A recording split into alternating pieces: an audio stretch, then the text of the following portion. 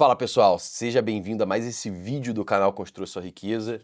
E antes de mais nada, eu já peço para você que está aí assistindo, compartilhar esse vídeo com seus amigos, deixar o like aí pra gente, para ajudar esse canal, já criar um comentário lá, fala bem, fala mal, fala qualquer coisa, mas fala alguma coisa, ajuda lá a gente, porque vai ser extremamente importante para a gente colocar essas informações aqui para cada vez mais pessoas.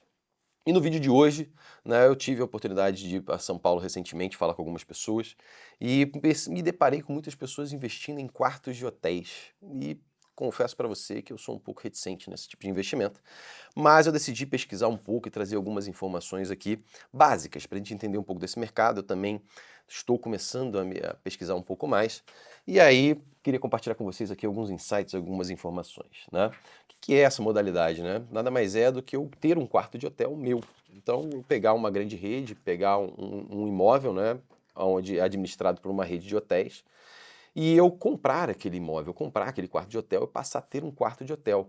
Porém, eu não tenho acesso a ele, né? Então, basicamente, ele está no pool, né? É esse o nome que se dá. Eu coloco num pool de locação de um Ibis, de uma rede da Wyndham, do Hilton, por exemplo, de grandes redes, e eles administram aquele imóvel dentro do pool de locação deles, com toda a estratégia de mercado que eles têm, né? E qual que é a diferença disso para um Airbnb, por exemplo, de eu ter um imóvel, né, comprar o meu imóvel e eu mesmo administrar, do que eu ter um quarto de hotel, por exemplo, né? E aí é disso que a gente vai falar aqui um pouco hoje, tá?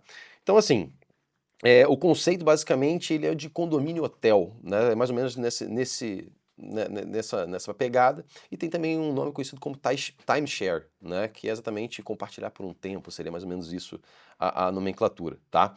Bom, grandes redes de hotel têm essas estruturas, então como Wyndham, Hilton, Ibis, enfim, Marriott, né? Várias redes de hotéis aí possuem essas estruturas, tem a B&B também, né? Então você compra um quarto, uma unidade de um quarto de hotel que é gerida por essas empresas, né? Então que é o chamado pool, né?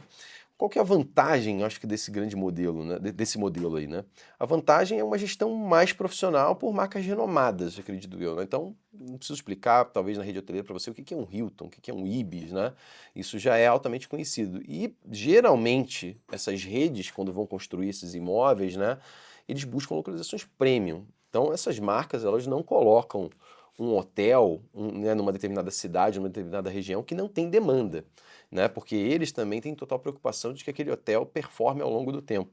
Então, eu acho que isso traz, né, se eu colocar aqui uma vantagem desse modelo, é de que você está investindo, né, num imóvel que, teoricamente, ele é um imóvel premium, né? Ele está numa localização premium, uma localização que vai ter demanda, porque essas redes já analisaram, né, tem uma estrutura robusta de análise para saber se vai ter demanda e qual que é o público que acessa aquela demanda ali, né? Então, eu acho que a grande segurança desse negócio é realmente você estar junto de uma rede que tem essa expertise de negócio e consegue te entregar uma tranquilidade na hora do investimento que você vai ter demanda, tá?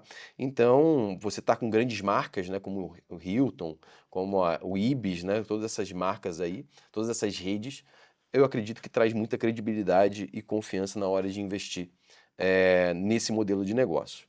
Porém, alguns pontos de atenção também me chamam a atenção aqui, tem alguns riscos, né? Quando você está dentro dessas redes, você tem que se submeter às regras dessa rede. Então, você tem uma menor autonomia sobre o teu imóvel, né?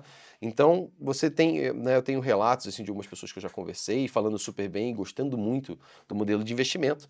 Em contraponto, também existe a questão de custos recorrentes, né, de manutenção, administração, taxas, né, que essas redes aplicam, e você não tem muita gerência sobre isso, porque isso já está no contrato na hora que você compra um imóvel, né? Então, quando você compra o imóvel, você recebe lá um documento de posse, né, de propriedade desse imóvel, você também tem todas as regras do pool, um contrato que você assina com essas redes, né?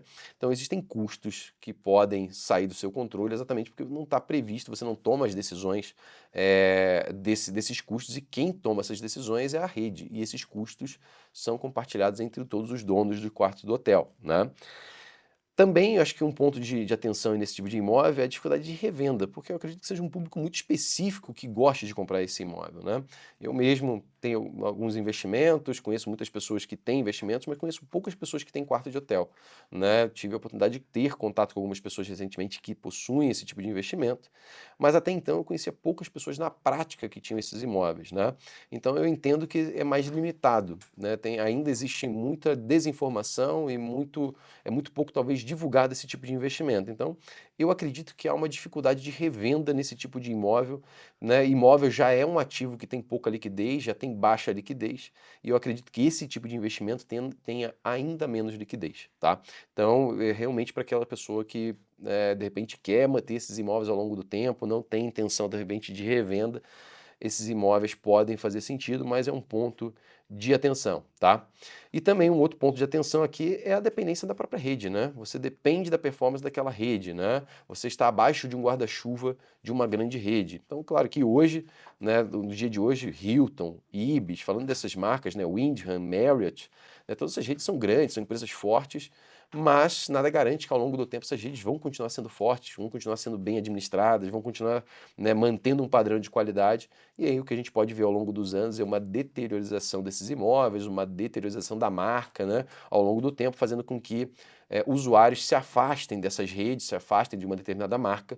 Consequentemente, você faz parte desse guarda-chuva, vai ser o investimento pelo ralo. Então, pensando que imóvel é um investimento de longo prazo, né, tem pessoas que carregam imóvel por vidas inteiras, né, passam de geração em geração, é um ponto de atenção quando a gente fala neste tipo de imóvel, né?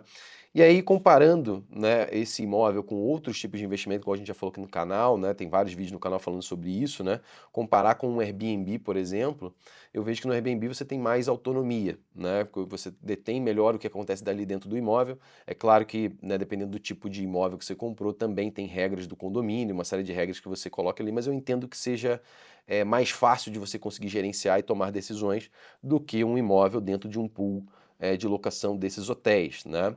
Já para locação tradicional, esses quartos de hotéis não são para locações tradicionais de locação mensal, recorrente, né? São mais coisas de timeshare, realmente, né? Entrada e saída de pessoas o tempo todo, exatamente como funciona um hotel.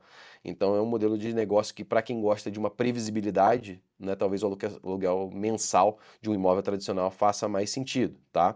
Então, eu acho que o grande diferencial que eu posso colocar aí, talvez de né, um modelo mais Airbnb, short stay, para um quarto de hotel, seria a questão de uma diferencial de marca.